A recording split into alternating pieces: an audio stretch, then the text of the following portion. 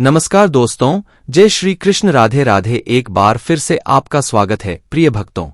पत्नी के अलावा इस एक स्त्री से संबंध रखना पाप नहीं होता है। शास्त्रों के अनुसार कोई भी पुरुष पत्नी के अलावा इस एक स्त्री से शारीरिक संबंध बना सकता है। दोस्तों, एक बार देवर्षि नारद नारायण नारायण का जाप करते हुए अंतरिक्ष के मार्ग से यमलोक पहुंच जाते। यमलोक के देवता यमराज विशालकाय सिंहासन पर विराजमान होते हैं। उनके पास चित्रगुप्त बैठे हुए होते हैं। तभी देवर्षि नारद उस स्थान पर पहुंच जाते हैं।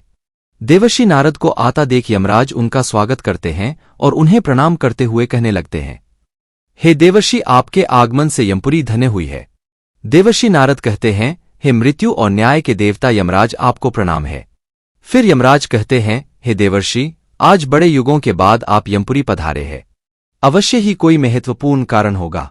कृपया आप हमें बताने की कृपा करें कि आप किस प्रयोजन से आज यमपुरी आए हैं। तब नारद जी कहते हैं, हे धर्मराज, आप मृत्यु और न्याय के देवता हैं। तीनों लोगों के प्राणियों को उनके कर्मों के अनुसार दंड देने का कार्य आप करते हैं। आपके पास समस्त प्राणियों और चराचरों का लेखा जोखा रखा हुआ है। पापी मनुष्यों को आप नरक में डालते हैं और पुण्यवान मनुष्य को आप स्वर्ग में भेजते हैं। इसीलिए आपको मनुष्यों के सभी पाप और पुण्य कर्मों का ज्ञान है। मैं आपके पास एक विचित्र प्रश्न लेकर आया हूं। कृपया आप मेरे इस प्रश्न का उत्तर दें। फिर यमराज कहते हैं, हे देवर्षि, आप सत्य कहते हैं। हमारे पास तीनों लोगों के प्राणियों का लेखा जोखा रखा हुआ है, क्योंकि प्रभु ने हमें यही कार्य सौंपा है। हम प्रभु के आदेश से ही मनुष्य के पाप और पुण्य कर्मों के आधार पर उन्हें दंड देते हैं। ये देवर्षि, आपके मन में जो भी प्रश्न अथवा शंका है, आप निसंकोच होकर पूछिए। हम अपने सामर्थ्य के अनुसार उनका समाधान अवश्य करने का प्रयास करेंगे। तब देवर्षि कहते हैं, हे यमराज, शास्त्र कहते हैं कि एक पुरुष को केवल एक ही स्त्री से विवाह करना चाहिए, एक ही स्त्री से संबंध बनाना चाहिए। किंतु मैंने यह भी देखा है कि कुछ मनुष्य अनेक विवाह करते हैं, अनेक स्त्रियों से संबंध रखते हैं। क्या यह पाप नहीं है? क्या ऐसे मनुष्यों को नरक में डाला जाता है? इस पर शास्त्र क्या कहते हैं? क्या कोई मनुष्य अनेक स्त्रियों से विवाह कर सकता है? कृपया आप मेरी इस शंका को दूर करें। यमराज कहने लगते हैं, हे देवर्षि, आपने समस्त मानव जाति के कल्याण के लिए उचित ही प्रश्न किया है। संसार में मनुष्य एक से अधिक विवाह कर सकता है या नहीं, इसका उत्तर देने से पूर्व मैं आपको एक कथा सुनाता हूं।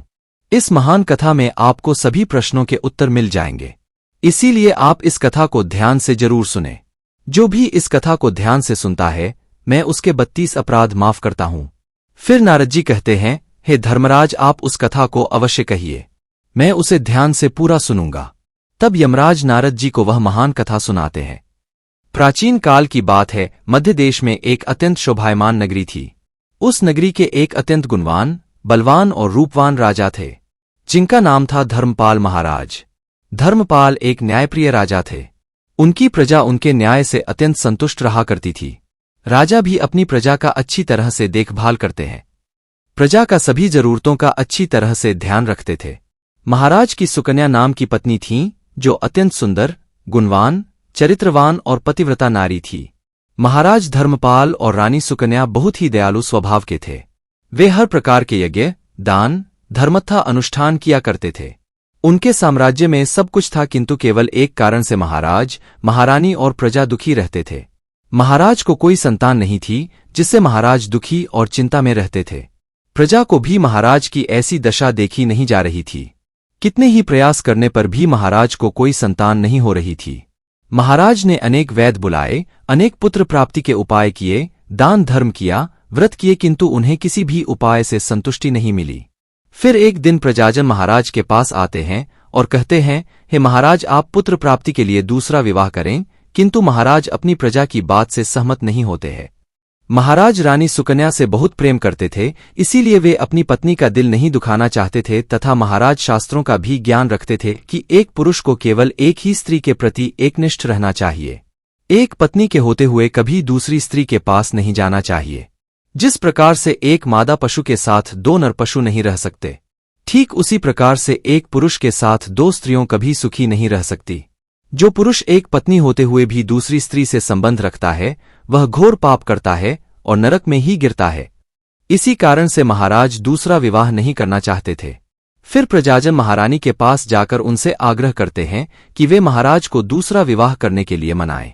तब रानी सुकन्या भी प्रजा के दुख समझती हैं और महाराज के पास आकर कहने लगती है, हे स्वामी, आप कृपया दूसरा विवाह कर लीजिए। हमारे राज्य को भविष्य में एक राजा की आवश्यकता पड़ सकती है। फिर महाराज रानी को भी मना करते हैं और कहते हैं, हे प्रिय, यदि मैं दूसरा विवाह भी कर लूंगा तो मैं पाप का भागी बन जाऊंगा, मुझे नरक में ही जाना पड़ेगा, और तुम बताओ क्या तुम मेरे दूसरे विवाह से खुश रह पाओगी? तब रानी कहती हैं, हे स्वामी, आपकी खुशी में ही मेरी खुशी है। मैं मेरी सौतन को अपनी बहन मानकर प्यार दूंगी, कृपया आप संकोच न करें। मुझे इससे क्षणमात्र भी दुख नहीं होगा। मैं आपको विवाह के लिए सहमति देती हूं। तब महाराज कहते हैं, ही देवी, किंतु मुझे उस पाप से कौन बचाएगा जो एक स्त्री के होते हुए भी दूसरी स्त्री के साथ संबंध रखने से मिलता है? इस पाप से कोई मुक्ति नहीं है। मैं ऐसा घोर अनर्थ नहीं करना चाहता। उधर स्वर्गलोक से महाराज के सभी पूर्वज इस घटनाक्रम को देख रहे होते हैं। वे अपने पुत्र के ऐसे व्यवहार से अत्यंत दुखी हो जाते हैं। यदि महाराज को पुत्र नहीं होगा तो कुल का विनाश हो जाएगा। इसी भय से सभी पूर्वज बहुत दुखी हो जाते हैं। फिर एक दिन सभी पूर्वज महाराज के सपने में आकर उन्हें दर्शन देते हैं और कहते हैं, हे पुत्र, तुम्हारे कारण हमारी दुर्गति हो रही है, हमारे कुल का विनाश हो रहा है। तब महाराज अपने पूर्वजों से कहते हैं, हे महात्माओं, मैंने ऐसा कौन सा पाप किया है जो आप सभी इतने दुखी हुए हैं? आपकी आत्मा की शांति के लिए जो भी उपाय हो वह मैं अवश्य ही करूंगा। तभी वे पूर्वज कहने लगते हैं, हे पुत्र, हमारी मुक्ति का एक ही उपाय है, वह है तुम्हारी संतान। यदि तुम पुत्र को जन्म नहीं दोगे तो तुम्हारे साथ साथ हमें भी नरक में जाना पड़ेगा। हमारा संपूर्ण कुल और वंश नष्ट हो जाएगा। इसीलिए हे पुत्र, हम तुमसे विनती करते हैं कि तुम दूसरा विवाह करो। पुत्र के बिना मनुष्य को सद्गति प्राप्त नहीं होती है। पुत्र ही अपने माता पिता का उद्धार करता है, उन्हें मोक्ष दिलाता है। जब वह श्राद्ध करता है तो हमारे पाप नष्ट हो जाते हैं। जब वह पृथ्वी लोक पर दान धर्म करता है तो हमें स्वर्गलोक में भोजन की प्राप्ति होती है। इसीलिए हे पुत्र, तुम शीघ्र ही पुत्र की प्राप्ति के लिए कोई उपाय करो। अपने पितरों की बात सुनकर भी महाराज दूसरा विवाह करने के लिए तैयार नहीं होते हैं। फिर सभी पितृगण दुखी होकर यमराज के पास जाते हैं और उनसे विनती करते हुए कहते हैं, हे धर्मराज, कृपया हमारे कुल की रक्षा कीजिए। हमारे पुत्र की कोई संतान नहीं है और संतान के बिना हमारा कुल नष्ट हो जाएगा। कृपया आप हमारे पुत्र को दूसरा विवाह करने की आज्ञा दें। फिर यमराज कहते हैं, हे महात्माओं, मैं अवश्य ही तुम्हारे पुत्र को समझाऊंगा और उसे पुत्र प्राप्त करने के लिए प्रेरित करूंगा। ऐसा कहकर यमराज पृथ्वीलोक पर आते हैं और एक साधु का रूप धारण करके महाराज धर्मपाल के दरबार में जाते हैं। उन साधुओं को देखकर महाराज धर्मपाल अत्यंत प्रसन्न होते हैं और उनका आदर सत्कार करते हैं। फिर उनसे पूछते हैं, हे महात्मा, आप कौन हैं? किस प्रयोजन से आप हमारे इस राज्य में पधारे हैं? आपके मुख्य मंडल का तेज देखकर यह प्रतीत होता है कि आप अवश्य ही कोई बड़े तपस्वी है। तब वह साधु उस राजा से कहते हैं, हे वत्स, मैं साक्षात यमराज हूं। तुम्हारे पूर्वजों के द्वारा प्रार्थना करने पर ही मैं स्वयं तुमसे मिलने के लिए आया हूं। वह साधु महाराज से कहते हैं, हे वत्स, तुमने अपने पूर्वजों को रुष्ट कर दिया है, जिससे तुम्हारा सारा साम्राज्य नष्ट हो जाएगा। पुत्र के बिना तुम्हारी दुर्गति हो जाएगी, तुम्हें कभी मोक्ष की प्राप्ति नहीं होगी। शास्त्र कहते हैं कि मनुष्य को मोक्ष प्राप्ति के लिए पुत्र को जन्म अवश्य देना चाहिए। फिर महाराज कहते हैं, हे धर्मराज, मैं विवश हूं, मैं दूसरा विवाह करके पाप का भागीदार नहीं बनना चाहता। इससे अच्छा है कि मैं पुत्रहीन होकर जीवन व्यतीत करूं।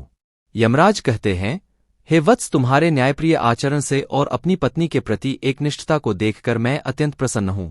किंतु है धर्मपाल, एक मनुष्य दूसरा विवाह अवश्य कर सकता है, इसमें कोई पाप नहीं है।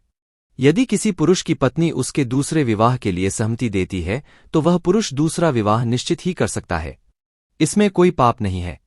शास्त्र कहते हैं कि यदि एक पत्नी से पुत्र की प्राप्ति नहीं होती है और उसकी पत्नी उसे दूसरा विवाह करने की अनुमति देती है तो उसे दूसरा विवाह करने में संकोच नहीं करना चाहिए।